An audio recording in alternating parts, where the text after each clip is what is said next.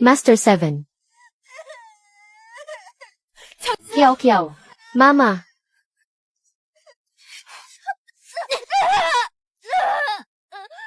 Tita Kiao, tumawag kayo ng doktor. Opo, Madam. Master 7. Tulungan niyo ako. Ang sakit-sakit ng kamay ko. Song Yi-an. Kung matapang ka, ako ang harapin mo. Anong klase kang tao para manakit ng babaeng walang kalaban-laban? Kiao Kiao. Ngayon, tuturuan ka ni Mama kung ano ang ibig sabihin ng mata sa mata. Huwag. Huwag niyo siyang saktan. Parang awa mo na. Huwag niyong saktan si Master 7. Tama na. CJ, hindi ko siya sasaktan. Kung gayon, ikaw ang sasaktan ko. Para. Pantay na kayo. Song Yi-an. Baliw ka. Binigyan kita ng pagkakataon. Pero ikaw ang sumobra. Kaya huwag mo akong sisisihin kung maging malupit ako.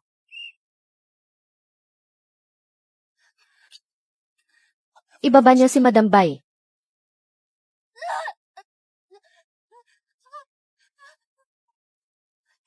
Ibaba niyo ang mga baril niyo. Huwag niyong sasaktan ang mama ko. Kiao Kiao. Huwag niyong sasaktan ang mama ko. Kiao Kiao, huwag kang umiyak.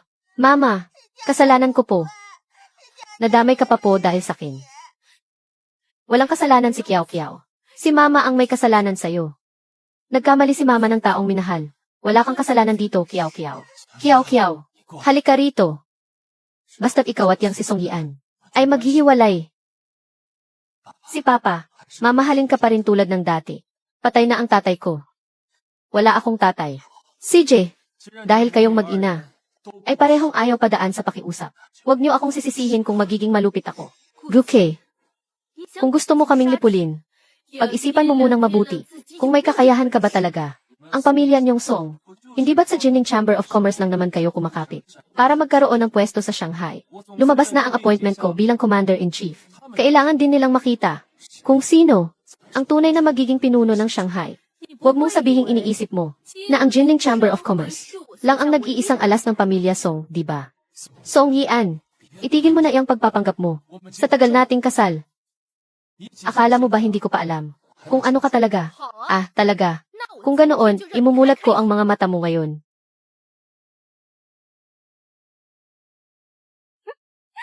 Seventh Master, ginagaya ka niya. Sumipol ka lang, dumarating ang mga sundalo.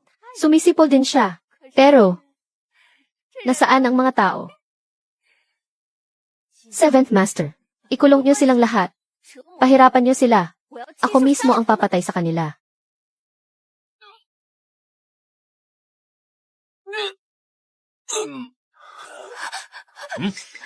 Song Yi-an. Sino sila? Ang mga susundo sa inyo. Impossible. Puro tauhan ko ang nasa labas. Paano sila nakapasok? Tapusin niyo na ang mga nasa labas. Pero magtatagal din yun. Guke, hindi mo pa rin talaga ako kilala. Madam, nandito na po ang doktor para gamutin ang mga galos ng senorita. Mga bantay. Kiao Kiao, sabihin mo kay Mama, paano ka inapin ng dalawang hayop na yon? Mama, kinuha po niya si Xiao Bai ko. Sabi pa niya, isang hamak na hayop lang naman daw. Kinuha rin niya yung jade tablet. Tapos nagsinungaling pa siya kay Gukina. Kayo raw po ang nag-utos sa akin na saktan siya. Gukiao, anong tinawag mo sa akin? Kung ayaw mong pakinggan ang pangalang Guki, pwede naman kitang tawaging dambuhalang salbahe. Ikaw, Tia Kiao, alagaan mong mabuti si Kiao Kiao. Sige po, masusunod po.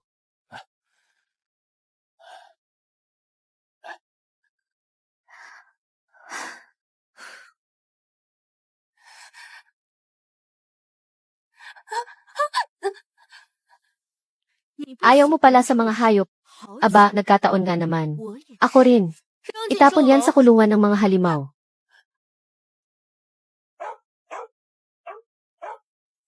Ah! Seventh Master. Seventh Master, tulungan niyo po ako. Buntis ako. Lalaki po. Anak mo to. SF Song. Song Yi-an. Narinig mo ba iyon? Dala-dala niya ang anak kong lalaki. Yan ang tagapagmana ko model. Nagmamakaawa ako sa'yo. Palayain mo lang siya. Kahit anong kondisyon, sabihin mo lang. Song Yi-an. Huwag mo akong subukan. Mayroon pa akong 5 batalyon ng mga sundalo. Kapag ginalaw mo silang mag-ina, Sisiguraduhin kong magbabayad ka. Pagdating ng araw na iyon, huwag mo akong sisisihin. Kung idadamay ko ang buong pamilya mong Song.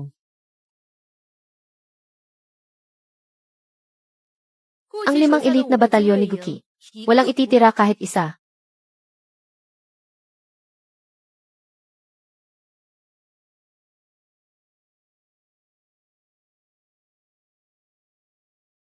Ayon sa plano ng Master, maghiwa-hiwalay tayo ng kilos. Sabayan ng pag-atake mula sa loob at labas. Pulbusin ang elite na batalyon na iyon. Masusunod.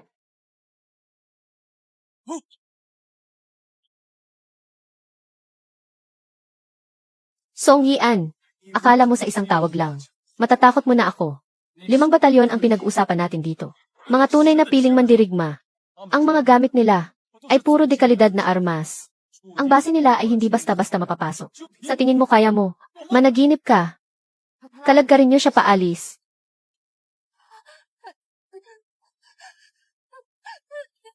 Seventh Master. Seventh Master. Lakad. Seventh Master. Tulungan niyo ko. Mama, kakamamatay lang ni Xiaobei. Ayokong makakita pa siya ng anumang karahasan. Hindi siya matatahimik sa kabilang buhay. Ah, nga pala. Kiao, dali magmakaawa ka kay mama. Sabihin mong pakawalan niya ang tita mo. Opo, bruha. 2 bruha. Hindi ko kayo palalampasin. Seventh Master. Ang tiyan ko. Ang sakit-sakit ng tiyan ko. Anak. Ang anak natin.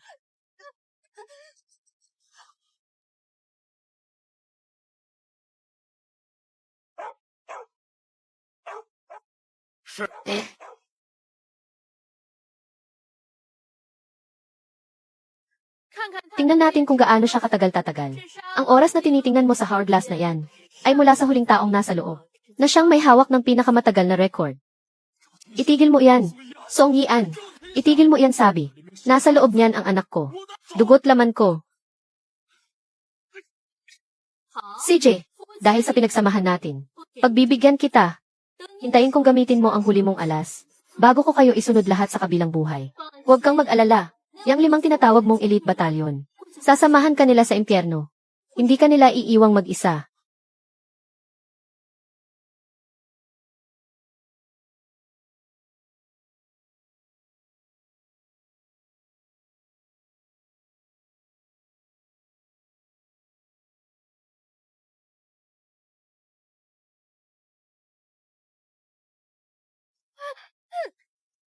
Unang batalyon. Anong nangyari sa unang batalyon? Seventh Master. Wala na po ang unang batalyon. Hindi namin alam kung sino. Pero sobrang lakas ng mga pampasabog.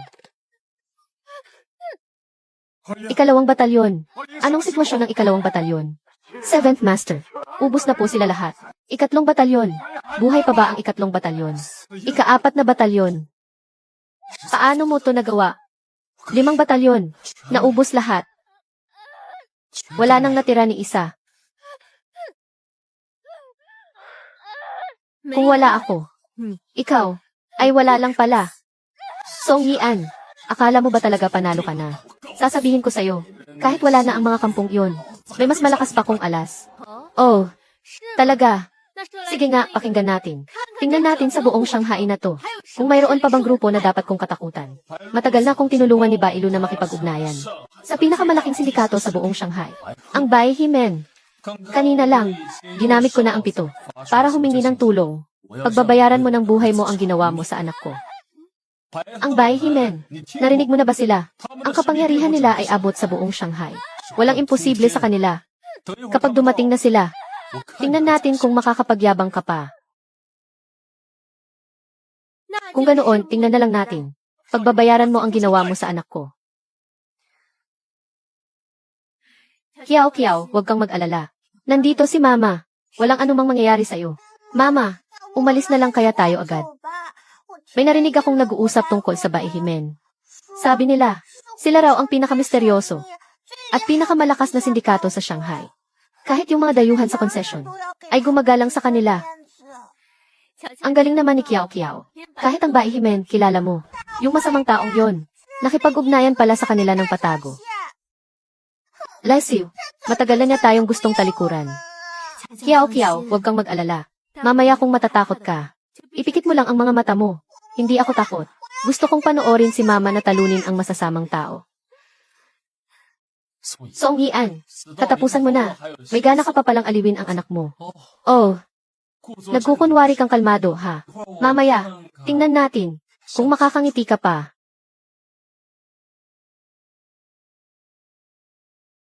Elders Hao. Sa wakas, dumating din po kayo. Sila po ang mag-inang iyon. Malupit ang pamamaraan nila. Pinaslang nila ang babae at anak ko, at binalak pa nila akong saktan. Kaya nakikiusap ako sa White Crane Sect na kumilos. Tulungan niyo akong patayin siya, lalo na yung babaeng iyan. Basta't mapuksan ninyo sila. Lahat ng ari-arian na nakapangalan sa akin kay Guki, pati na ang mga kasino at daungan, at ang mga bagong shipping line na nakuha ko. Malupit siya at walang awa. Buong puso ko itong iaalay sa inyo. Bilang pasasalamat. Elders Hao. Sa wakas, dumating ka na rin. Zhao Qi. Ang laki naman ng ere mo. Ang inyong lingkod, si Zhao Qi. Nagbibigay pugay sa Secmaster. Nagbibigay pugay sa Secmaster. Secmaster. Anong Secmaster? Mama. Po. Kiao Kiao. Kiao Kiao, anong nangyari sa'yo? Nagpupugay po, pinuno. Dalhin sa ospital. Masusunod po. Elders Hao. Anong itinawag mo sa kanya kanina?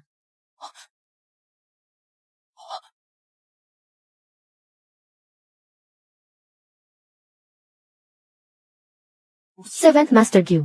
Kung hindi dahil sa aming White Crane Sect, paano ka unlad ng ganito kabilis?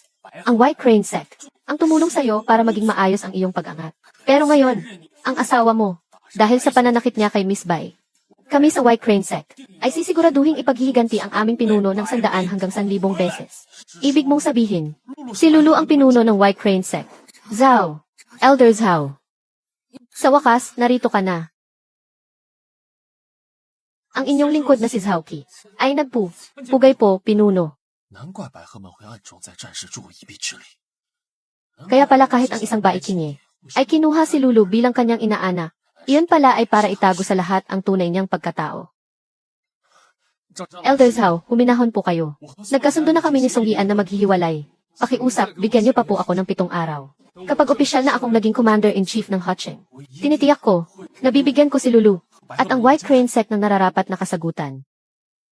Kung gayon, hihintayin nating magkamalay si Miss Bai bago tayo magdesisyon. Mga bantay, ang pinakamagagaling na doktor sa buong Hacheng. Dalhin ninyo rito sa akin para gamutin si Miss Bai. Masusunod po. Song Yian. Bukas. Magdidiborsyo na kami. Alam na niya. Mukhang, mayroon pa rin siyang kahit konting paninindigan.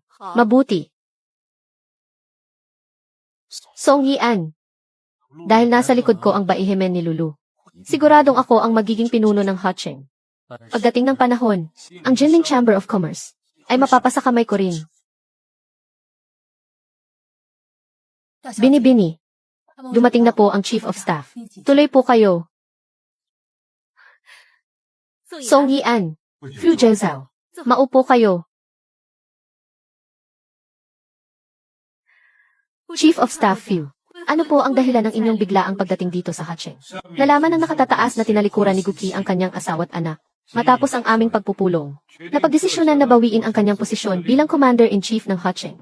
Ang isang taong tulad niya ay hindi karapat-dapat mamuno sa militar. Nagpapasalamat ako sa pagmamalasakit ng nakatataas. Masalimuot ang mga relasyon ng iba't ibang sektor sa Hacheng.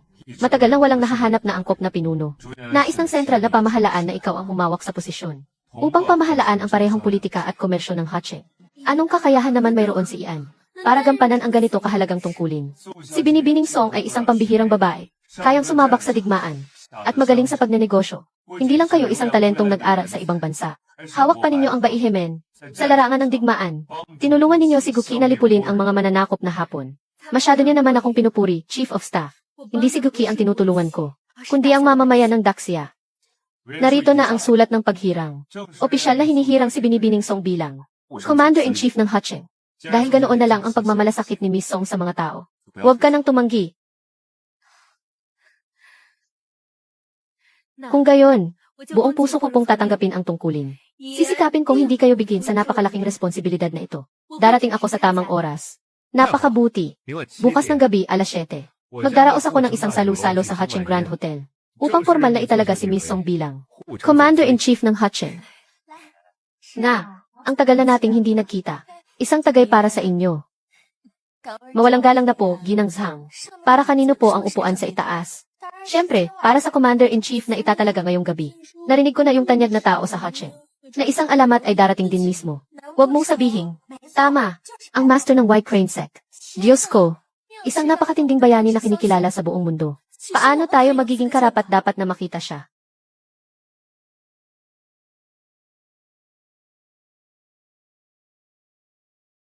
Ginang Yu. Ginang Yu. Yung anak ko kasi, gumawa ng napakalaking gulo. Kung hindi dahil sa tulong ni Ginang Yu, hindi ko na talaga alam ang gagawin ko. Hindi na ako si Ginang Yu. Ha! Makinig kayong lahat. Nakipaghiwalay na si Seventh Master kay Song Yian. Ngayon, ako na ang asawa ng Warlord. Ako na ang asawa ng Warlord. Song Yian, natatakot ka ba na kapag ako na ang naging Commander-in-Chief, ubusin ko ang pamilya Song at paghihigantihan ka sa pagkamatay ng anak ko? Kaya ka na parito para magmakaawa, tama ba? Masyado mo namang siniseryoso pala. Song Yian, ngayong gabi sa mundo ng militar ng Hu City, nagtipon-tipon ang mga tanyag na tao. Ang mga pinakamalalaking pangalan ay naririto. Matagal ka nang hindi pamilya ng militar. Ang pagpasok mo rito ng walang pahintulot ay katapusan mo na. Kung hindi lang dahil sa paggalang ko kay Seventh Master, palalampasin kita sa ngayon. Bakit hindi ka pa umaalis? Pagkatapos ng seremonya ng paghirang, pagbabayaran mo ang lahat ng atraso mo, luma man o bago. Miss Song, hiwalay na kayo ni Seventh Master. Kaya wag mo na siyang habulin pa ng desperada. Mapopromote at mag-aasawa si Seventh Master ngayong gabi. Dobleng selebrasyon para sa kanya. Huwag mo nang ipahiya ang sarili mo rito. Song Yian, binibigyan ka na ni Lulu ng daan para makaalis. Huwag kang walang utang na loob. Ang landas ko, hindi niya kailangang ibigay sa akin. At tungkol sa pagpasok ko ng walang pahintulot, ang pamilya kong Song ay mula rin sa lahi ng mga general. Ang lolo at mga tiyuhin ko ay mga sundalong nagbuwis ng buhay para sa bayan. Paano ninyo masasabing hindi ako pamilya ng militar? Tama, nagkaroon nga ng 2 general ang pamilya Song. Ano ngayon? Song Yian, ang patay ay kinalimutan na. Ibang-iba ka sa kanila.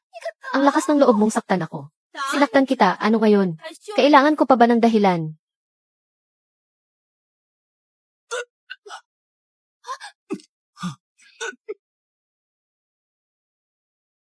Paano ka nagkaroon ng ganyang galing sa pakikipaglaban?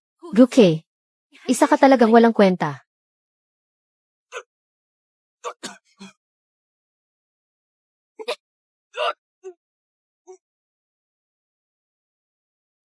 Ang isang tulad mo, paano ka mamumuno ng mga sundalo sa labanan? Hindi mo ba naiisip ang mga karangalan mo sa militar sa mga nakaraang taon? Paano mo nakuha ang mga iyon?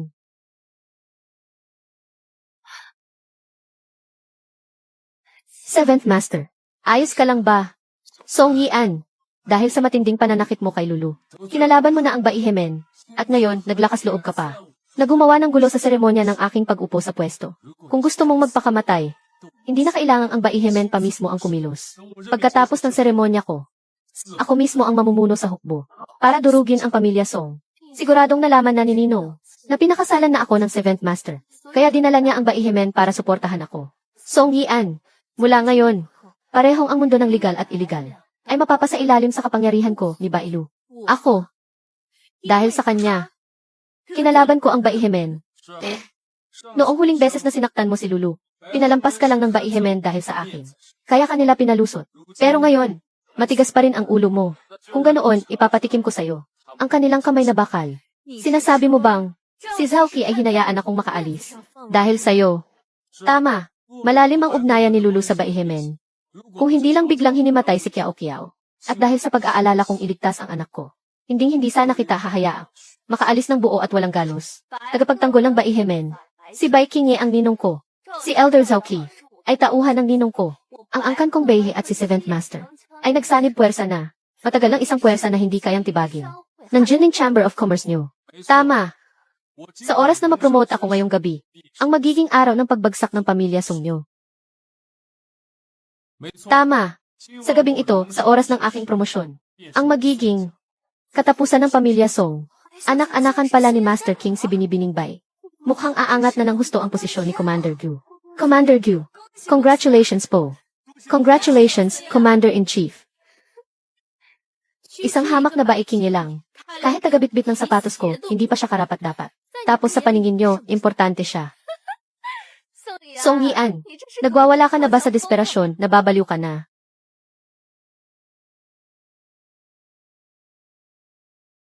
Dahil mukhang nasisiraan ka na ng bait.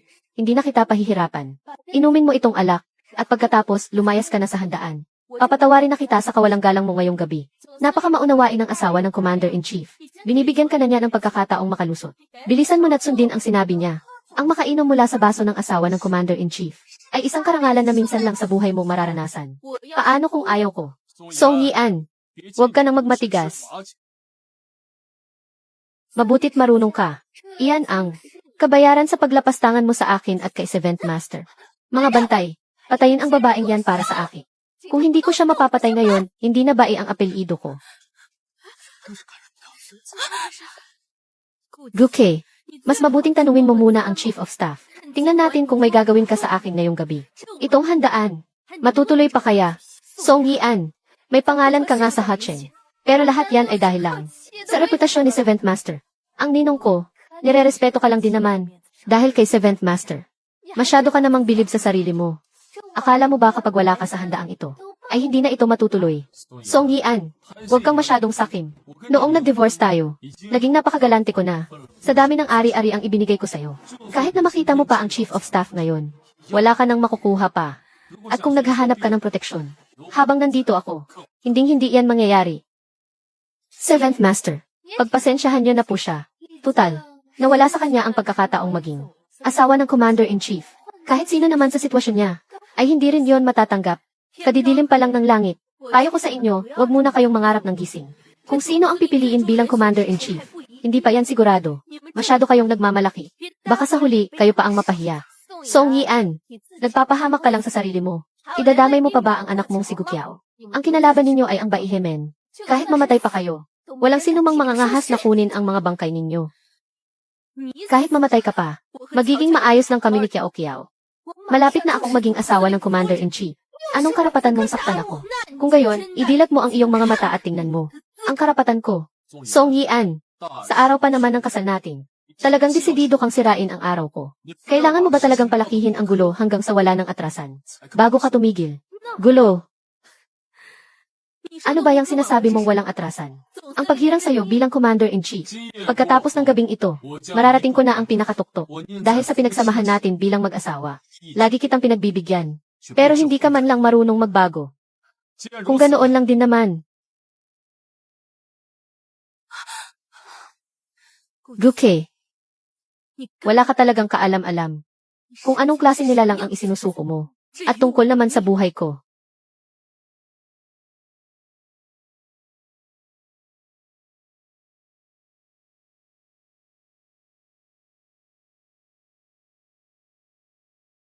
Ngayong gabi, dito lang ako upo.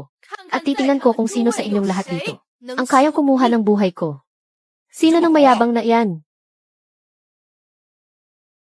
Mga mangmang, bumaba ka na rito, bilis. Zhaoqi, ang lakas naman ng loob mo. Talagang walang pakundangan itong si Song Yian. Isang hamak na hindi alam kung kailan mamamatay. Naglakas loob kang bastusin si Elder Zhao. Ngayon ang inaugurasyon ni Seventh Master Gu. Hindi magandang may dumanak na dugo. Kung hihingi ka kaagad ng tawad kay Miss Bai, alang-alang kay Miss Bai, at sa danggang ni Seventh Master Gu, baka sakaling hayaan pa kitang mabuhay. Siya ay hindi karapat-dapat. Ang kalabanin si Seventh Master Gu ay katumbas ng pagkalaban sa aming White Crane Sect. Hindi ka ba talaga natatakot na mamatay ng durog-durog ang katawan? Ang mga patakaran ng White Crane Sect, ipinagbabawal sa mga miyembro. Ang panloloko o panginikil sa mga ordinaryong mamamayan. Hindi sila dapat gumawa ng masama. Ipinagbabawal sa mga miyembro ang pagsali sa mga ilegal na aktibidad. Ang sinumang lumabag, kung maliit na kasalanan ay ititiwalag sa grupo. Kung malubha ay hahatulan ng kamatayan. Zhaoqi, ilan ba ang ulo mo? Para labagin ang mga patakaran sa harap mismo ng Sect Master. Ikaw, paano mo nalaman ang aming mga patakaran? Song Yian, huwag kang magmarunong. Ang White Crane Sect ang naghahari sa Hucheng. Alam ng lahat ang mga patakaran nila. Ano nang mapapatunayan ang pagbanggit lang sa isa sa mga iyon? Hindi ganoon kadaling maloko si Elder Zhao. Bailu, nakalimutan mo na ba? Noong araw sa department store, kung paano lumuhod sa harap ko si Bai Qingye. Nagpakita lang ng respeto ang ninong ko kay Seventh Master. Isang bayaning nagpoprotekta sa ating bansa. Noong mga panahong iyon, asawa ka pa ng warlord. Nagbigay galang lang siya kay Seventh Master. So ganito pala ako kahalaga para kay Master King. Kung hihilingin kong isanib ang Baihemen, siguradong magiging madali lang. Ang reputasyon ni Guki ay walang halaga. Ikaw, mga tauhan, baliw ang babaeng ito, puro kayabangan ang sinasabi. Wala siyang respeto. Paulit-ulit, niyang hinahamon ang Baihemen. Sugurin niyo siya para sakin. Unahing baliin ang kamay niya. Nang makita ko, kung gaano katigas ang buto ng mga nangangahas na hamunin ang Baihemen ko. Kung gaano talaga sila katibay. Sugurin niyo. Sa lahat ng mga kapatid ko sa Baihemen na naririto, talaga bang magtataksil kayo para lang? Sa walang alam na si Zhaoqi, kinikilala niyo ang isang traidor bilang pinuno. Hindi ba kayo natatakot na kapag lumabas ang katotohanan? Parurusahan kayo ayon sa mga patakaran ng samahan. Ikawalong patakaran ng Baihemen. Ang sinumang magtaksil sa samahan ay 3 saksak, 6 na butas ang parusa. Elder Zhao, huwag kang makinig sa mga pananakot niya. Nagpapatagal lang yan ng oras. Ano pang hinihintay ninyo? Sugod na. Tigil. Sino yan? Mga hangal. Kayong lahat, alam niyo ba kung sino siya? Kayong lahat, alam niyo ba kung sino siya? Sino ba siya? Young Mistress. Umatras na kayo. Sandali. Sino ka? Talagang poprotektahan mo siya. Model, hindi mo ito dapat pinoproblema. Ang dapat mong gawin ngayon ay humingi agad ng tawad. Lumuhod ka. Magmakaawa ka para sa buhay mo. Ano? Hahaha. Akong luluhod para humingi ng tawad sa kanya. Dahil kung hindi, papatayin niya ako. Tama. Ang senorita ang pinuno ng Hu City. May karapatan siya na magpa siya dito kung sino ang mabubuhay o mamamatay. Chief of Staff, mahigit 10 beses ka nang nagpalit ng damit. Wala ka pa ring nagugustuhan. Ngayong gabi ang party. Para sa selebrasyon ng pagkatalaga ni General Song. Siyempre, kailangan kong maging presentable. At saka, pero oras na po. Melilate na po tayo kung hindi pa tayo aalis. Sa tingin ko, bagay na po yan sa inyo. Chief of Staff, ang sigla ninyong tingnan. Tara na. Tia Kiao, isa ka lang alalay ni Song Yian na kasama sa dot niya. Sino ka para mag-inarte dito? Kung matalino ka, kumbinsihin mo na si Song Yian na bumaba at lumuhod para humingi ng tawad kay Elder Zhao. Si Elder Zhao, baka iwanan pa niyang buo ang mga bangkay ninyong dalawa para sa isang hamak na tulad niya. Pag-aaksayahan ko ng panahon na luhuran. Ako, ang pinuno ng White Crane Sect. Seventh Master. Hay, isa na namang nabaliw. Silang dalawa, amo at alalay. Pareho na ang sira sa ulo. Halos maiyak na ako sa katatawa.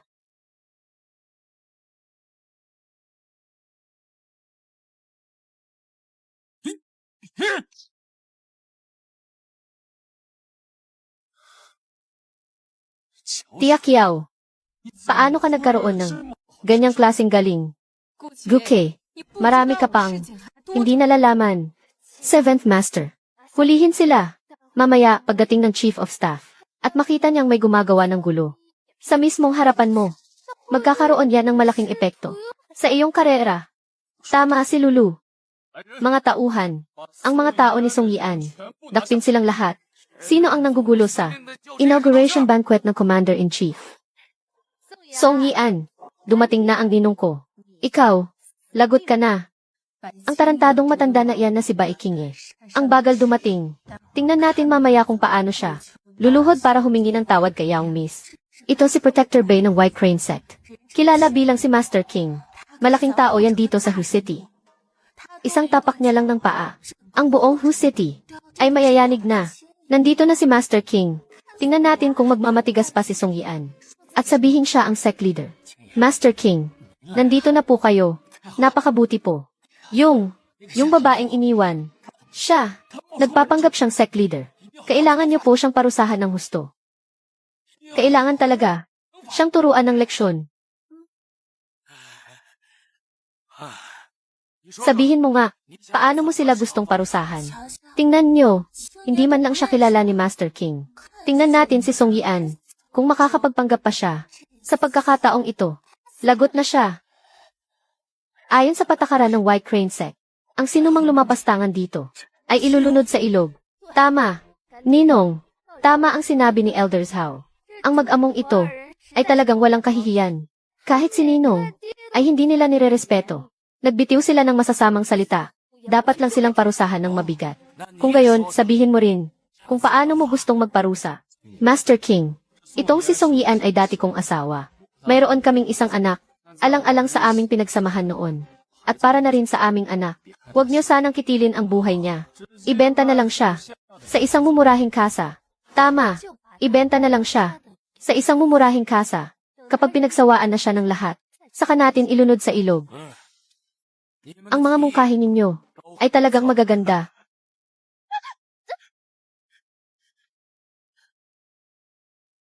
Ninong, bakit niyo po ako sinampal? Master King, ay ito. Mga bantay, kung gayon, sundin ang mungkahi nila. Ilunod si Zhaoqi sa ilog. Ipagbili si Bailu sa pinakamurang bahay aliwan. Guke, ipagbili sa bahay aliwan ng mga lalaki. Opo, Ginoong King, nagkakamali kayo.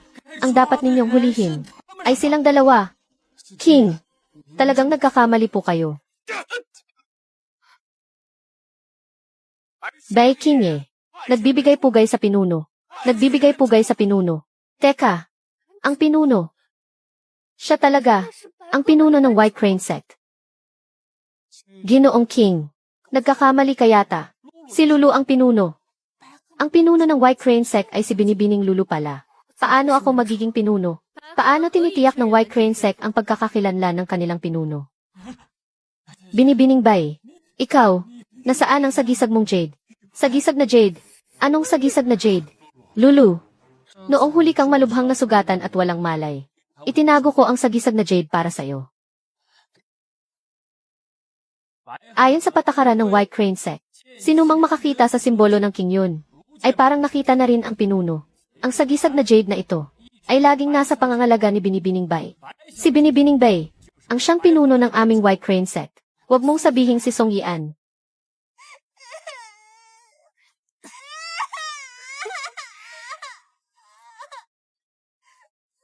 Ito ay gawa sa pinakamataas na klase ng puting Jade. Sinabi ni Seventh Master, na lahat ng gamit sa mansyon na ito ay akin. Ang lakas ng loob mong kunin ang gamit ko. Nagsisinungaling ka. Bigay ito sa akin ng nanay ko. Ibalik mo sa akin. Ibalik mo na sa akin. Gusto mo? Paanong nangyari to? Hindi pwede. Kailangan kong kumalma. Ngayon ko lang nalaman na itong Bai Sect ay mayroon pa lang isang tangang walang utak. Ikaw, idilat mong mabuti ang mga mata mo. Tingnan mo kung anong nakaukit dyan sa hawak mong Jade tablet. Itong token.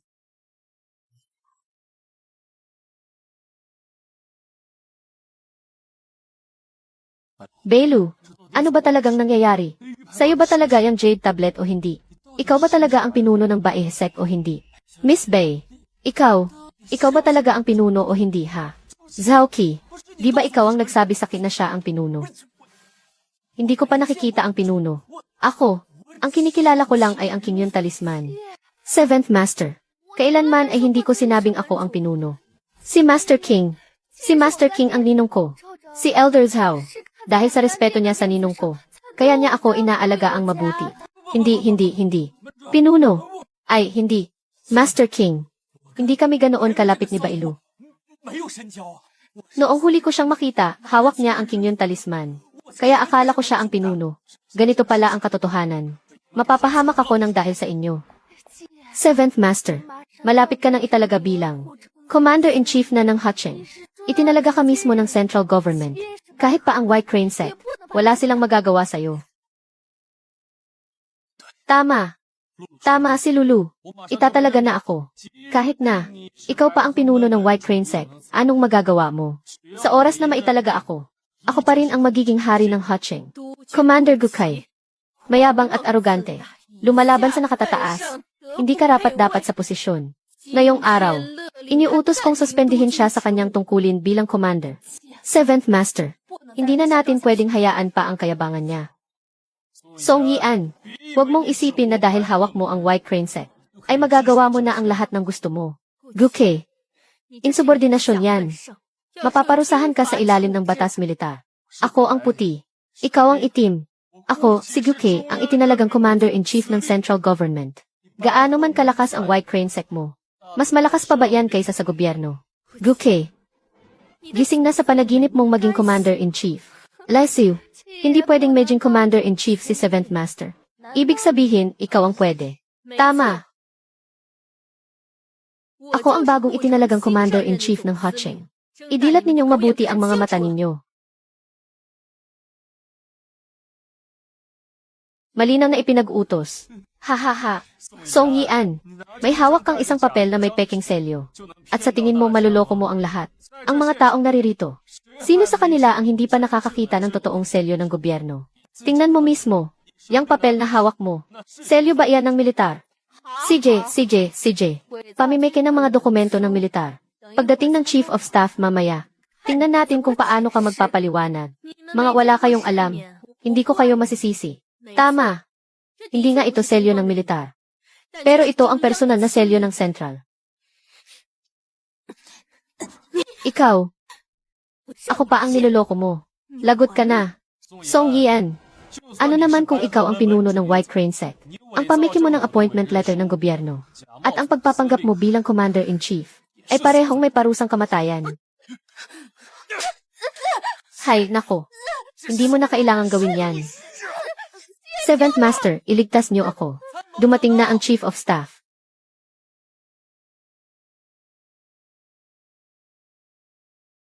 Commander-in-Chief Song.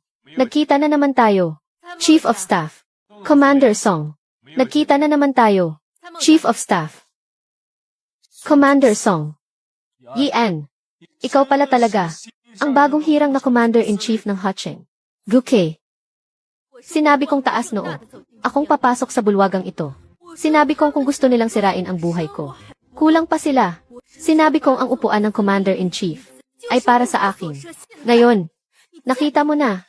Naniniwala ka na ba? Impossible. Hindi ito totoo. Ito ang sulat ng paghirang mula sa Central Command. Paanong napunta to rito? Ito nga ang sulat ng paghirang. Sa pamamagitan nito, itinalaga ang pinuno ng Baihemen na si Yunke at ang presidente ng Jinling Chamber of Commerce na si Song Yian. Bilang Commander-in-Chief ng Hacheng, narito ako upang makasama si Commander Song sa pamamahala ng Hacheng. Salamat sa tiwala ng Central Command at ng Chief of Staff. Commander Song, mula ngayon ang Hacheng ay ipinagkakatiwala ko na sa inyo.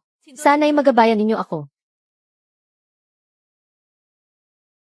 Sandali.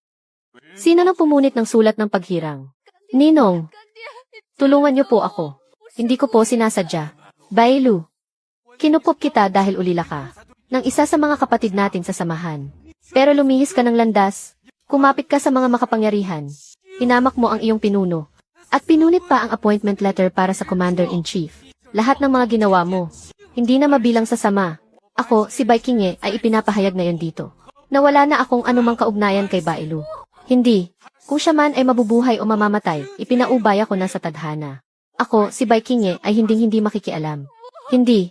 Master Kai. Sinabi mong ako ang pinakamamahal mo. Iligtas mo ako. Pinaghirapan ko ito ng maraming taon. Isinugal ko ang buhay ko sa digmaan. Isang hakbang na lang sana. At makukuha ko na sana ang posisyon ng Commander-in-Chief. Mula noon, dire-diretso na sana ang pag-angat ko. Pero ngayon, sinira mong lahat, hayop ka. Guke, talaga bang inaakala mo na ang mga tagumpay mo sa militar ay nakuha mo sa pamamagitan ng sarili mong kakayahan? Song Yian, anong ibig mong sabihin? Hindi mo pa siguro nakakalimutan, no? 20 taon na ang nakalipas. Isa ka lang tauhan sa ilalim ng tiyuhin ko, na nawala ang pondo ng hukbo. Isang paslit na muntik ng bitay ng korte militar. Kung hindi dahil sa pamilyang Song, matagal ka ng patay. Iniligtas na ako ng pamilya Song ninyo. O ano ngayon?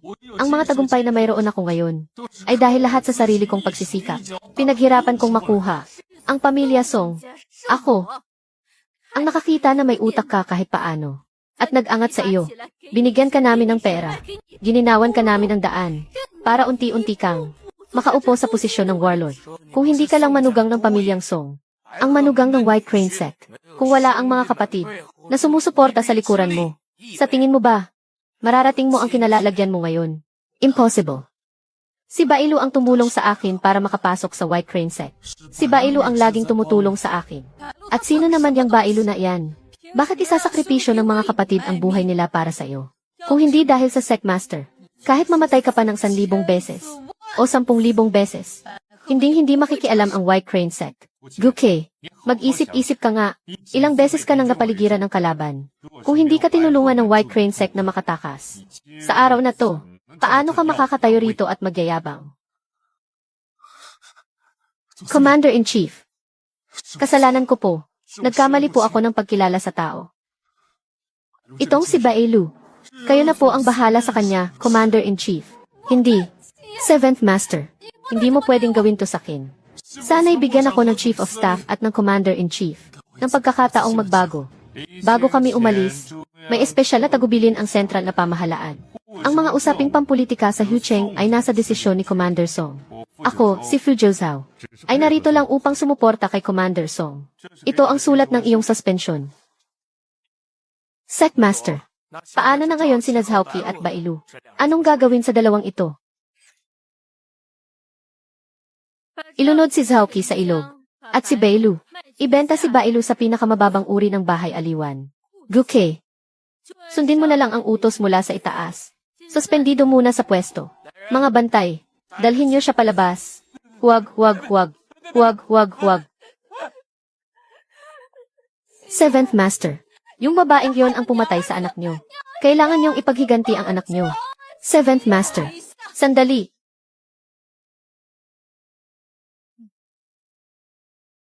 Ipasok niyo na siya.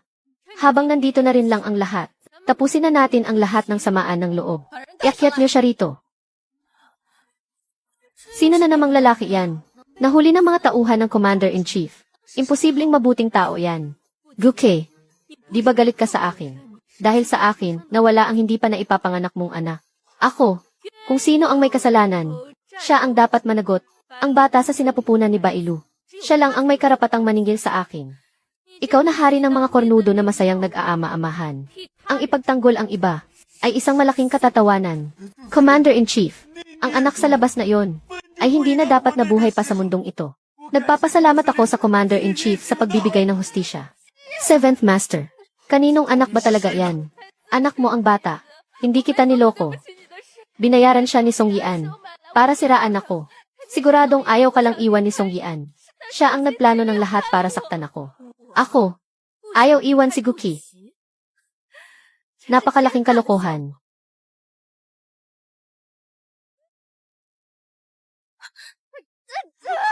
Diyos ko po. Naku po. General, maawa po kayo. Ito, hindi ko po ito kasalanan. Siya po ang unang nang-akit sa akin. Nauna ko siyang nakilala. Nang makakapit na siya sa inyo, General, paminsan-minsan, bumabalik pa rin siya sa akin. Hindi po ganyan yon. Hindi po ganyan yon. Ano bang matinong maaasahan sa isang mananayaw? Pero may mga taong itinuturing na kayamanan ang isang puta. Ang bulok na mata ng isda, inaakalang perlas. Isang taong kasing buti ni Ate Song. Hindi mo pinahalagahan. Ang lalaking nanloloko ng asawa, hindi kailanman yumayaman. Tama nga talaga ang sabi ng mga matatanda.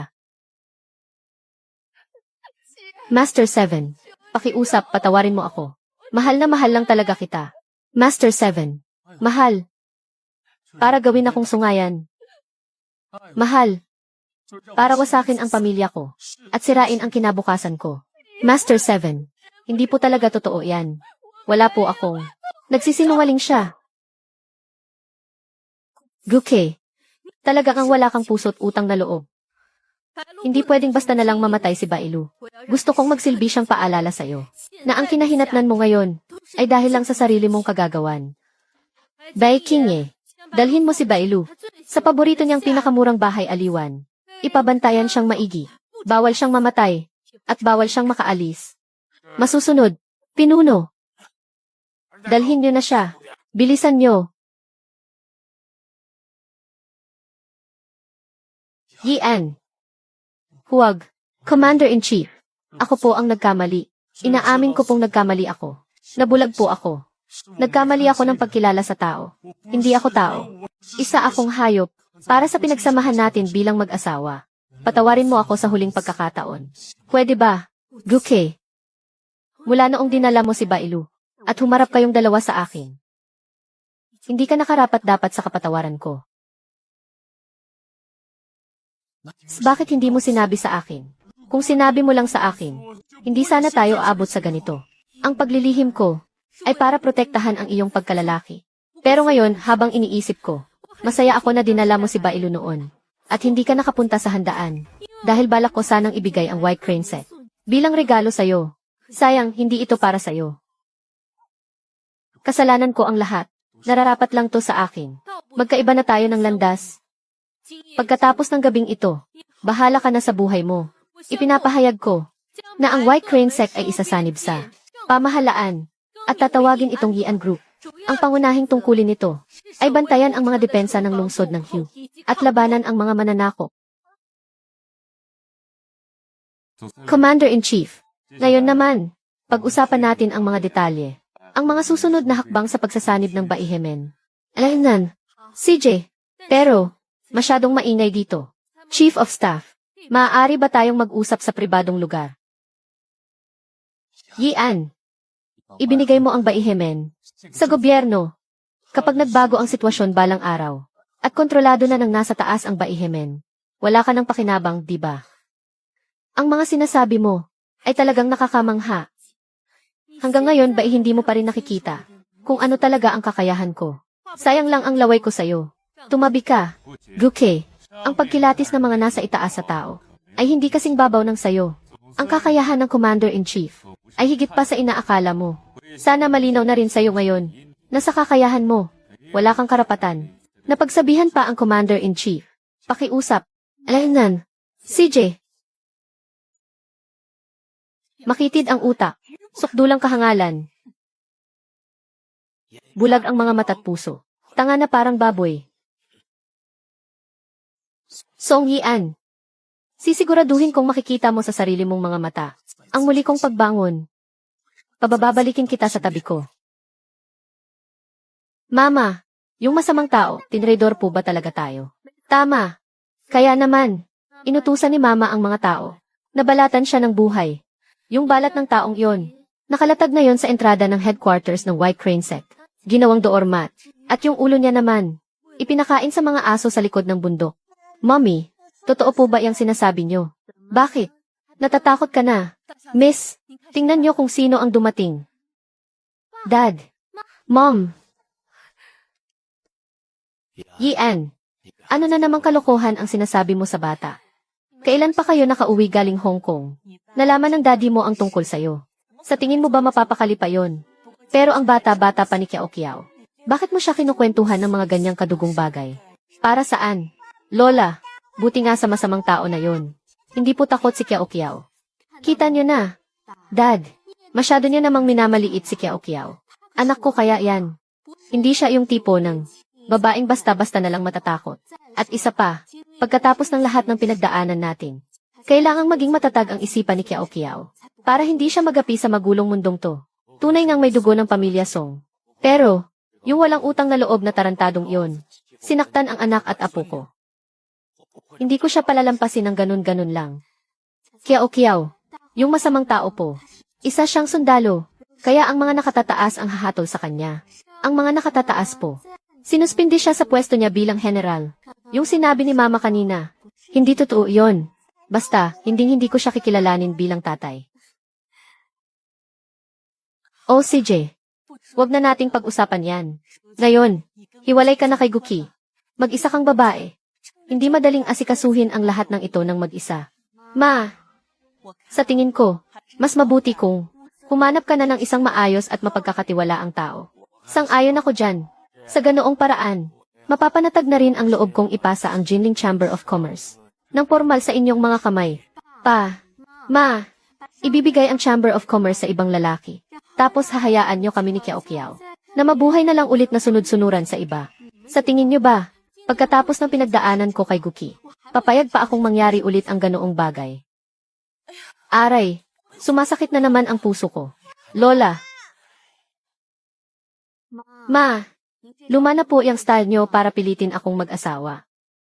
你就是宋博的亲戚， Ikaw ang kamag-anak ni Uncle Song. 你叫什么？ Anong pangalan mo? Song yun. Ilang taon ka na? 26. Maganda ka sana. Kaya lang may edad ka na. Narinig ko, hiwalay ka raw sa asawa. At may dala ka pang anak na babae. Uunahan na kita ha. Huwag na huwag mong dadalhin yung pabigat mong anak. Sa pamamahay ko ha. Layas. Isa ka nang hiwalay sa asawa, may pabigat ka pang anak. Kung hindi lang, dahil na lang kay Uncle Song. Isang taong tulad ko na galing sa marangyang pamilya at nag-aral pa sa ibang bansa. Paanong magkakagusto sa isang tulad mo?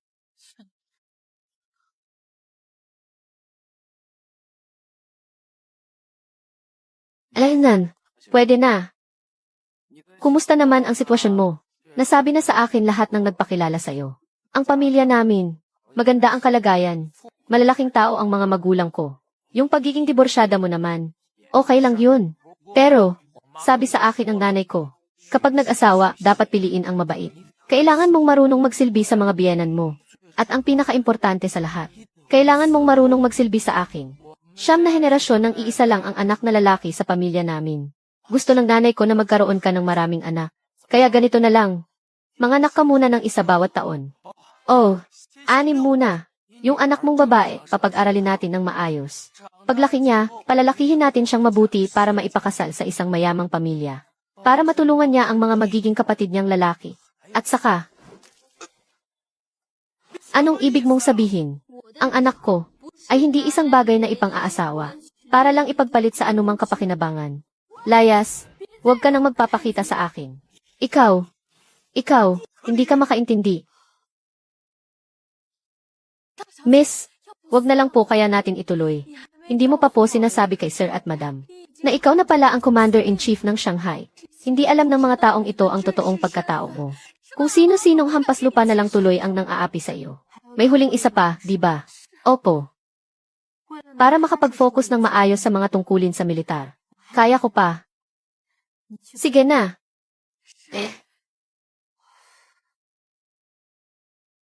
Ikaw si Song Yian, tama. Ako ang sikat na manunulat ng Daxia. Bukod sa pagsusulat ng libro, gumagawa rin ako ng mga pelikula. Sa totoo lang, yung pinakasikat na pelikula sa sinehan ngayon, ako ang nagsulat niyan. Hindi mo na kailangang masyado akong hangaan. Oh, ito, autograph picture ko. Pinipilahan to ng iba pero di nila makukuha. Para sa iyo, ang inspirasyon ko sa pagsusulat ay galing lahat sa totoong buhay. Halimbawa, yung mga landian at harutan ng babae at lalaki. Lahat yan ay kailangan kong danasin mismo. Yung mga tulad mo, ang pinaka nagbibigay sa akin ng gana.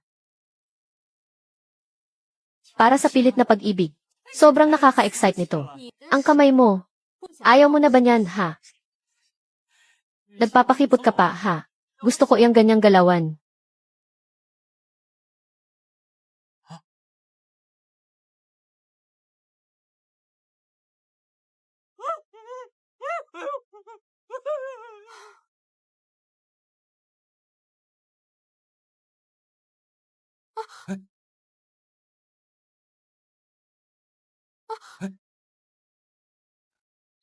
General, ito. Nakakahiya naman sa'yo, Chief of Staff. Hindi kasi alam sa bahay na natanggap ko na ang appointment ko. Kaya pinipilit nila akong makipag-blind date. 2 kape. Sige po, sandali lang. Opo, upo.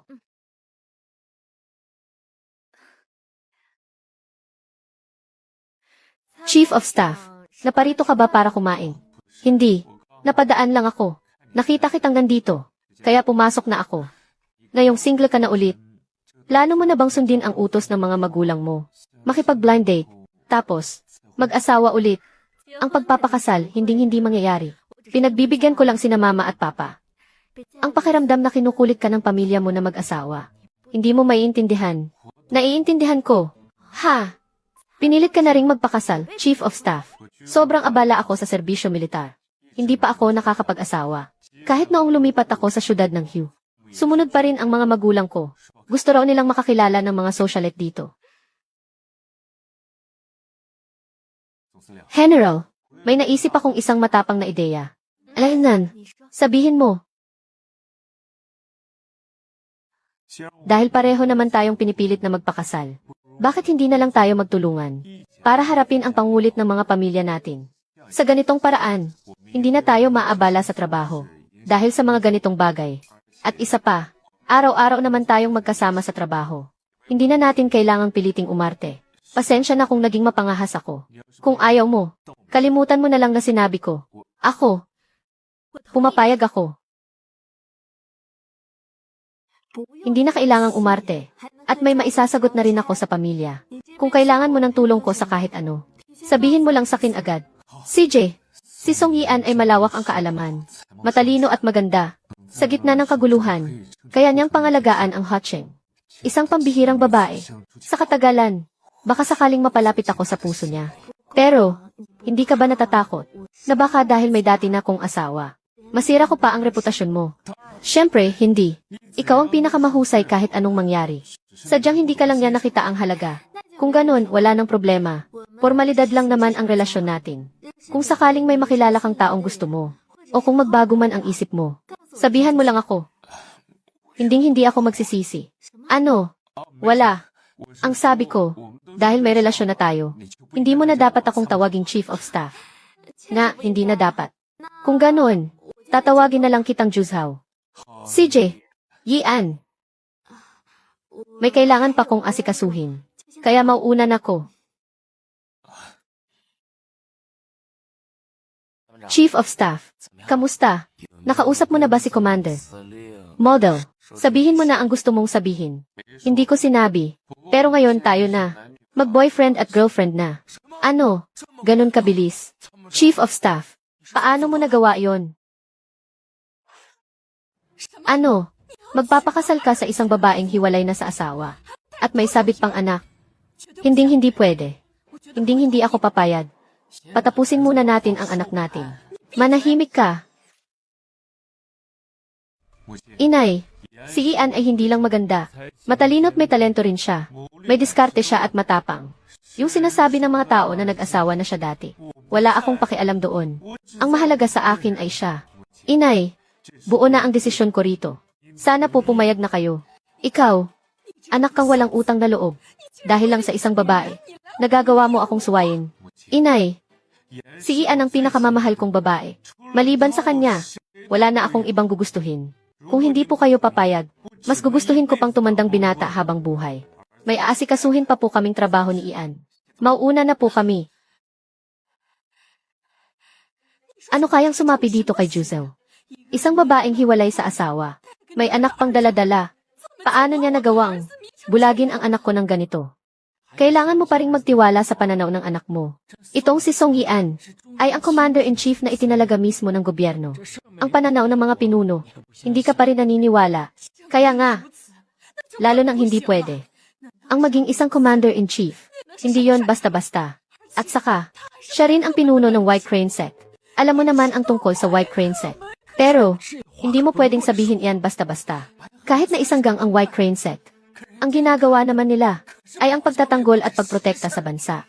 Isa pa, kinuha na sila ng gobyerno. Sila ngayon ay isa ng lehitimong, regular na hukbo. Kahit anong sabihin ninyong mag-ama, hindi ako papayag. Madam, ang mga ginang at binibini ng Hacheng sa Hacheng Restaurant ay naghanda ng isang welcome party para sa inyo. Lahat ng mga kilalang socialite sa buong syudad ay darating.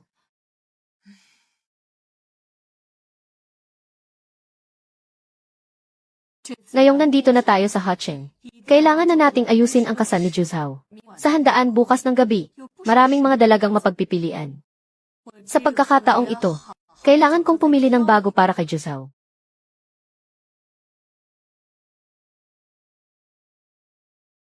Kumusta? Nakilala mo na silang tatlo, di ba? Sino ang napupusuan mo? Alangan. Wala po sa kanila.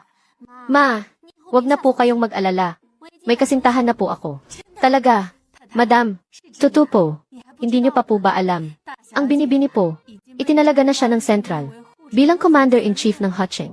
Siya raw yung ipinadala ng mga nakatataas para tulungan ang binibini sa pamamahala sa Hacheng bilang Chief of Staff. At kahit anong tingnan, itsura, pamilyang pinanggalingan, kakayahan, pagkatao, lahat yan ay pinakamahusay. Anong sabi mo? Yian, ganito kalaking balita. Bakit hindi mo man lang sinabi sa amin? Ako, hindi pa naman huli para sabihin ngayon, di ba? Naku, napakabuti naman yan. Pag may pagkakataon, yayain mo siyang maghapunan dito sa bahay. Kapag may tiempo. Hay, sa wakas, nakalusot din. Makakatahimik na rin ang mga tenga ko. Siya nga pala, Binibini. May nagpadala po ng imbitasyon kanina.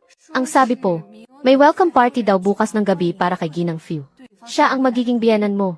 Pumunta ka. Tamang-tama yan. Sakto, para makilala nyo na ang isa't isa. Sige na.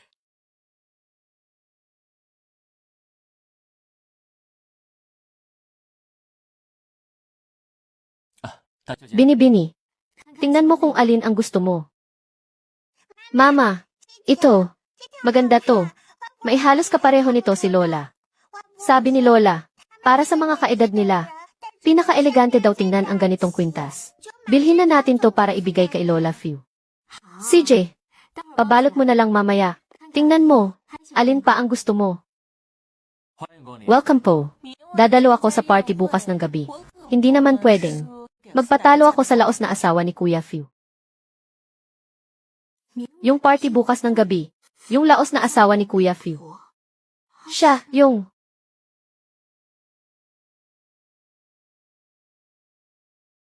Akin na tong kwintas na to.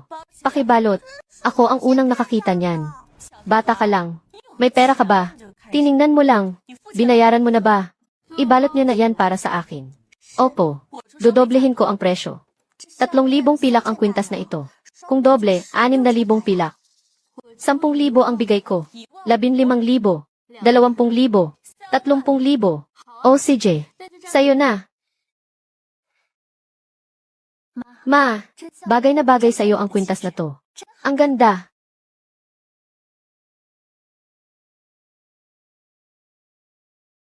Anak, nakita mo iyon. Ang pagkakaroon ng pera at kapangyarihan ang pinakamaganda sa lahat. Walang sinumang mangangahas na agawan ka. Ma, alam ko na po. Kiyaw, humanap na lang tayo ng ibang regalo. Sige po. Mama, ang ganda nitong Yuho Chonping vase. Sabi ni Lolo, ang vase na ito raw ay sumisimbolo sa integridad at kadakilaan. At sa walang katapusang biyaya, ito na lang ang bilhin natin.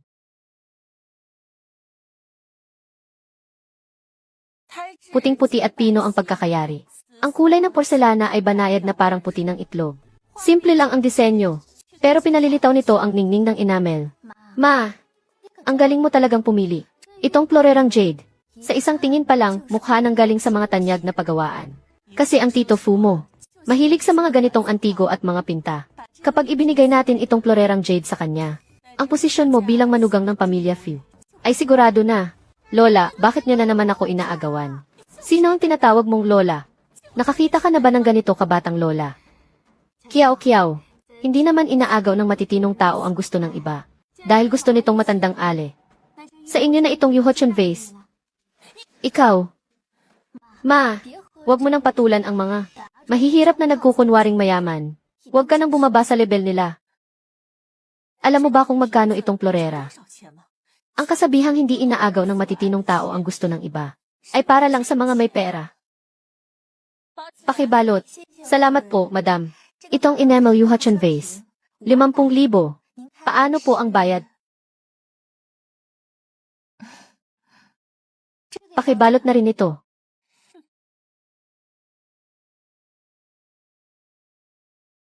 Oh, tara na. Miss, ang dalawang malaking transaksyon kanina. Naitala na. Miss. Tama, akin ang tindahang to. Pinaglalaruan mo ba ako? Hindi mo ba alam kung sino ako? Ang asawa ko ang French ambassador. O, anong ngayon? Itong kwintas. Pero ikaw mismo, ang nagtaas ng presyo. Ang Yuhochon vase, ikaw rin ang umagaw. Paanong sa huli ay naging? Ako pa ang nanloko sa'yo. Ikaw, kung kapos ka sa pera, huwag ka nang magpanggap na galante. Sino nang kapos sa pera? Ang 80,000 pilak para sa akin. Barya lang yan. Saan galing ang pulubing to? Para lang sa basurang yan, nangangahas kang humingi ng 3,000 pilak. Hindi ka pa ba nakakakita ng pera? Kaibigan, pamana pa talaga to ng pamilya namin. Isang mahalagang yaman. Kung hindi lang dahil sa anak kong babae, na kailangang magpatingin sa doktor. Hindi ko to ibebenta sa napakamurang halaga. Kung hindi talaga kaya, pwede na ba ang 300? Lumayas ka. Huwag mong abalahin ang negosyo ng Feng Xiang House. Sandali. Maaari ko bang tingnan yan? Itong si Binibini. Marunong kang kumilatis. Talagang pamana pa ito ng mga ninuno namin. Isang mahalagang yaman. Kung hindi lang talaga ako gipit na gipit, hindi ko to ibebenta ng mura. Kuya, 3,000 pilak, ibebenta mo ba? Ibebenta ko. Salamat, Binibini. Maraming salamat, Binibini. Kahit yung gawa ko lang sa putik, mas maganda pa riyan. Umaasa ka pang makatsamba ng kayamanan. Talagang nag-ilusyon ka. Kung kayamanan to, luluhod ako at tatawagin kitang nanay. Bumibili ako base sa kung ano ang magustuhan ko. Hindi problema ang presyo. Ang tigas talaga ng ulo. Mingzhu, tara na.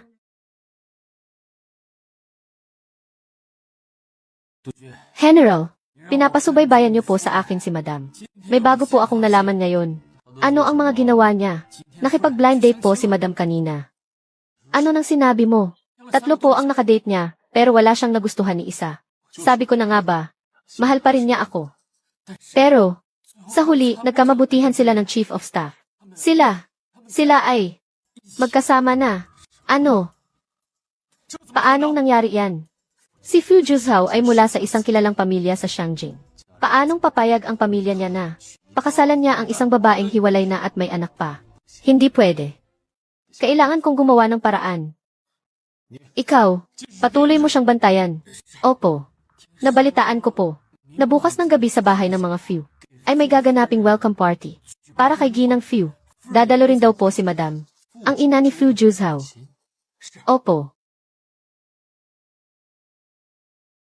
Madam, ito po ang mga litrato ng mga dalagang dadalo sa handaan. Sabi po ng senor, itong si Tang Mingzhu raw ang pinakaangkop sa lahat. Patingin nga ako, dali.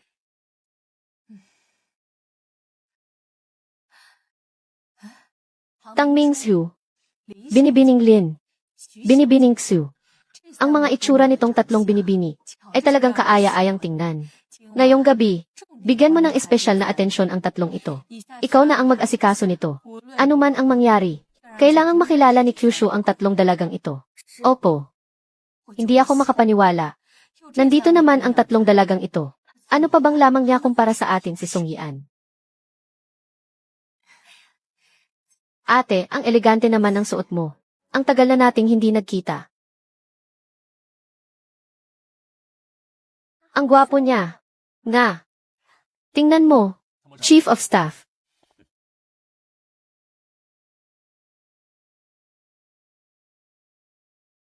Yian, napakaganda mo ngayon. Pero sa tingin ko, mas gwapo ka kapag naka-uniformeng militar. Ang Commander-in-Chief at ang Chief of Staff. Bagay na bagay silang dalawa. Anong silbi kung bagay sila? Kahihiwalay lang ng Commander-in-Chief. Ang pamilya Fu ay mula sa mataas na lipunan ng Shangjing. Imposibleng magkatuluyan silang dalawa. Kung ganoon tayong mga dalaga, may pagkakataon pa. Hindi naman sa masama ang Commander-in-Chief. Pero ang mga lalaki, ayaw magpakasal sa babaeng mas dominante kaysa sa kanila. Yian, kailangan ko ng tulong mo ngayong gabi. Walang problema.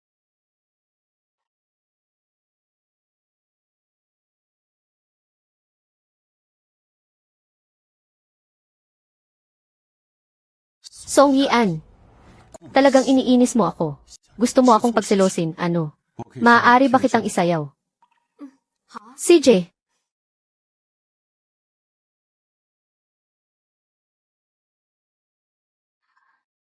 Tingnan nyo. Talagang bagay na bagay sila.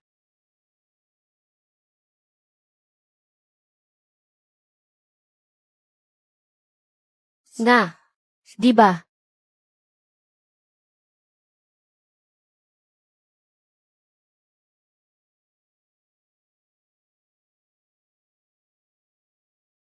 Anong sayaw yan? Hindi mo alam yan, no? Ito ang waltz na sinasayaw ng mga dayuhan. Bagong uso. Ma, yung babaeng yan. Bakit kasama niya si Kuya Juzhao? Siya na siguro yung tinutukoy ng Tito Fu mo. na babaeng may asawa na dati. Mingzhu, nag-aral ka pa naman sa ibang bansa. Sa talino, ganda at kaalaman, kayang-kaya mo siyang talunin. Ngayong gabi, kailangan kong ipahiya siya.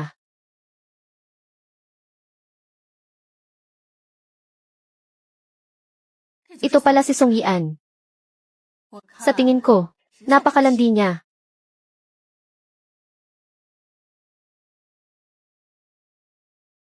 And Rek. Phew. Isang babaeng may dati ng asawa. Paano siya magiging karapat-dapat bilang manugang ng pamilya Phew?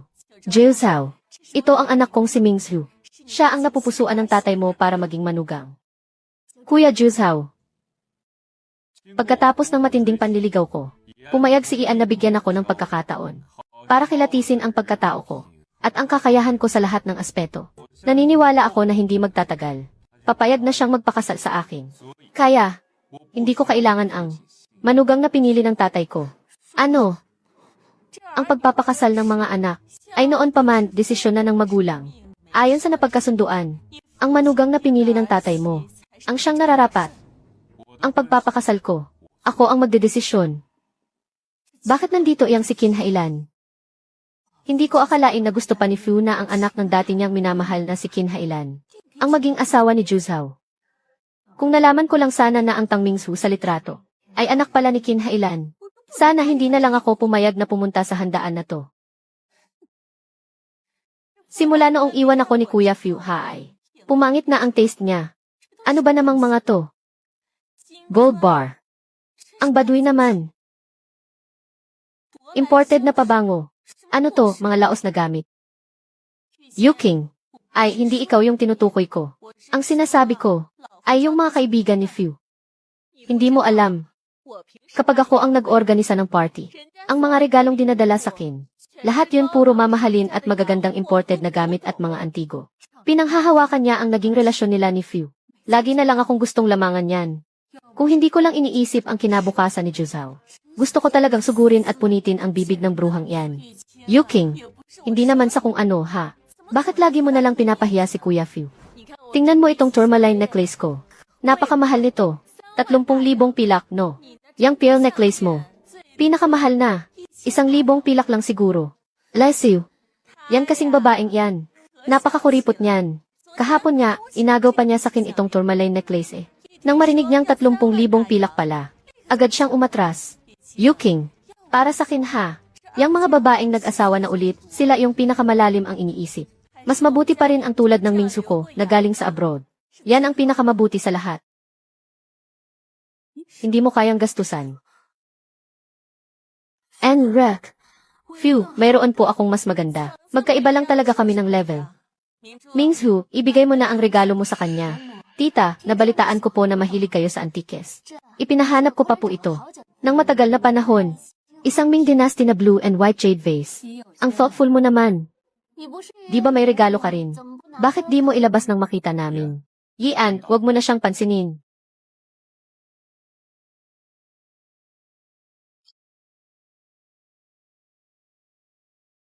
Aba, talaga, figure na gawa sa putik ang ibibigay mo. Saan naging mahalaga yan? Nga, mukhang ang walang kwenta. Yuking, yung figurin niya, ay binili niya mula sa isang pulubi. Mismo sa kamay nito. Grabe kung maliitin ka niya, di ba? Totoo ba ang lahat ng sinabi niya? Tita, kahapon kami ni Mama, mismo ang nakakita, na binili niya mula sa isang pulubi. Itong figurang gawa sa putik. Itong guanyin na gawa sa putik. Kahit na sa isang kuya lang. Nabili. Pero sigurado akong napakahalaga nito. CSA, anong silbi ng pagmamatigas mo? Magkano lang ba ang halaga ng isang figurang putik? Paanong mangyayari yan?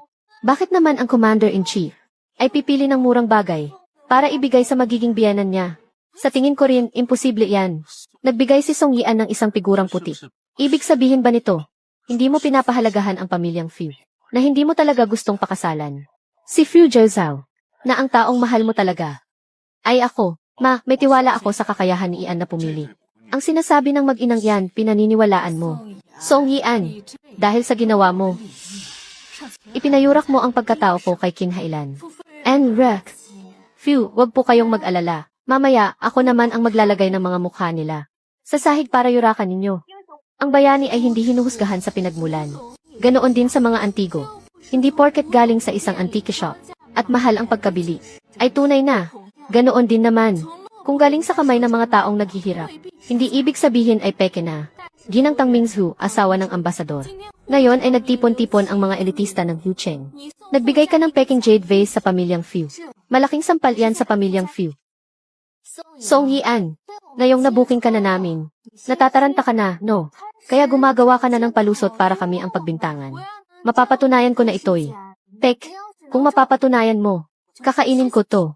Pero kapag hindi mo napatunayan, luluhod ka, at hihingi ng tawad sa akin. Ano?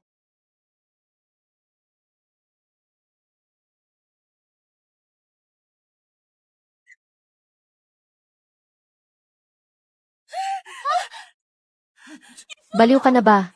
Ang lakas ng loob mong basagin ang antigo ko. Papatayin kita. Ikaw na cute ka. Hindi mo pa ba ako bibitawan? Bastos. Ikaw ang bastos. Yian. Ang daming taong nakatingin.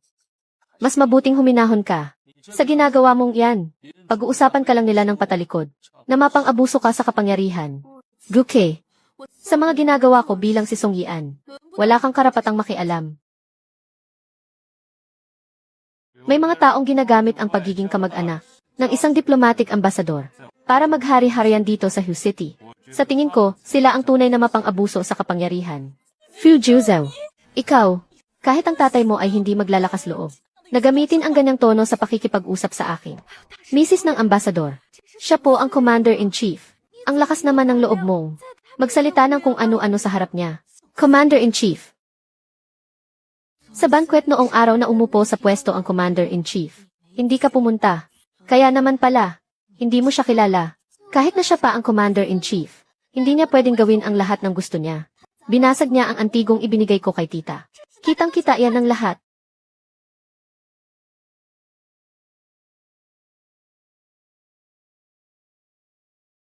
Ika-11 taon ng Republika. Gawa sa si Qing Qingshan. Ang petsang ito ay parang mula sa katapusan ng nakaraang taon. Malayo sa kalidad ng dinastyang Ming.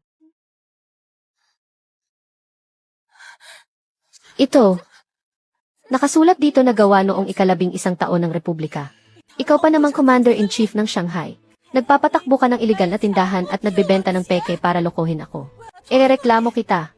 Sisiguraduhin kong ipatatanggal ka ng central government. Gawin mo ang gusto mo. Alam naman ng lahat. Sa negosyo ng mga antigo, sinusubok talaga ang galing ng mata sa pagkilatis. Ikaw mismo ang nagkamali ng tingin. Tapos dito ka pa nanggugulo. Kung hindi mo kayang matalo, maaari kong ibalik ang pera mo. Galing. Peke pala ang sa akin, ha? At ikaw, ano namang magandang bagay ang naibigay mo? Kung gayon, hahayaan kong makita ninyo ngayon. Kung ang gamit ko ba ay isang yaman o hindi. Bigyan mo ako ng isang palangganang tubig. At isang tela. Opo.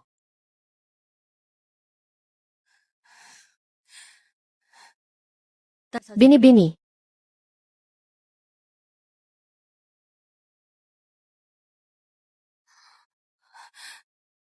Totoong jade guanyin pala ito. Tama. Tingnan ninyo ang kalidad nito. Pino, puro at walang anumang dumi. At parang may bulak sa loob. Pinakamataas na kalidad. Ito ang sikreto ng guanyin na gawa sa putik. Ginang. Talo kayo. Ang guanyin na ito, may mukhang mabilog, maamo ang itsura, malambot at maganda ang daloy ng tindig, at ang ekspresyon ay payapa at mahinahon. Ito ay mula sa dinastyang Ming, ang obra maestra ni Maestro He Chaozong. Si Ginang Fu ay isang tunay na eksperto. Tama ka, ito ay tunay na, gawa ni Maestro Chaozong mula sa dinastyang Ming.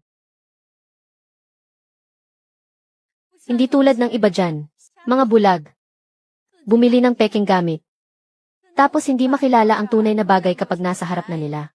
At pinagtatawanan pa ang mga regalo ng lahat. Hay nako! Nakakahiya. Yuking, wag mo akong pinaparinggan dito. Porket nakakuha ka lang ng isang jade guanyin. Ano nang akala mo, big deal na iyan? Hintayin mong maikasal ang anak kong si Mingzhu sa pamilya Fu. Lahat ng mga to sa kanya mapupunta. Lesiu. Gusto mong makapasok sa pamilya Fu. Kailangan mo munang dumaan sa akin. Mga ginoo at ginang. Si Song Yian. Ang Commander-in-Chief ng Shanghai. Ang magiging manugang ng pamilya Fu. Ang aking anak na si Juzhao. Na makahanap ng isang babaeng hindi lang maganda kundi matalino rin. May talento at husay. At isang magiting na babaeng may tapang at pambihirang karunungan. Ay isang malaking karangalan para sa akin. At karangalan din ng pamilya Fu. Ang Commander-in-Chief ang magiging manugang ng pamilya Fu. Kung ganoon, ibig sabihin, ikakasal ang Commander-in-Chief sa Chief of Staff. Nga. Ang Commander-in-Chief, ikakasal sa Chief of Staff. Ito ay isang alyansa ng mga makapangyarihan. Mukhang ang Chief of Staff lang talaga. Ang nababagay sa isang tulad ng Commander-in-Chief.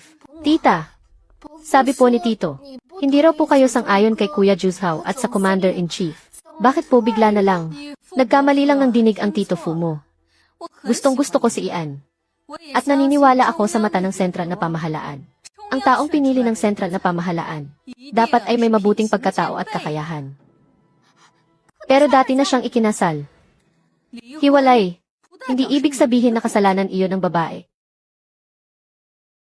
Posible rin na. Isa siyang babaeng mapalad. Hindi pumapasok sa bahay ng walang swerte. Sa inyong lahat, ako at si Ian, hindi lang kami nagkakasundo sa mga gawain sa gobyerno. Sa aming personal na buhay, mas lalo kaming nagmamahalan at nagkakaintindihan. Paanong? Pumayag si Ginang Fu na pakasalan ni Fu Juzhao ang isang babaeng hiwalay sa asawa. Ano kayang naging problema? Salamat po, Inay. Umuwi ka na. CJ, bukas na lang ulit. Magpahinga ka na ng maaga. Bukas na lang ulit.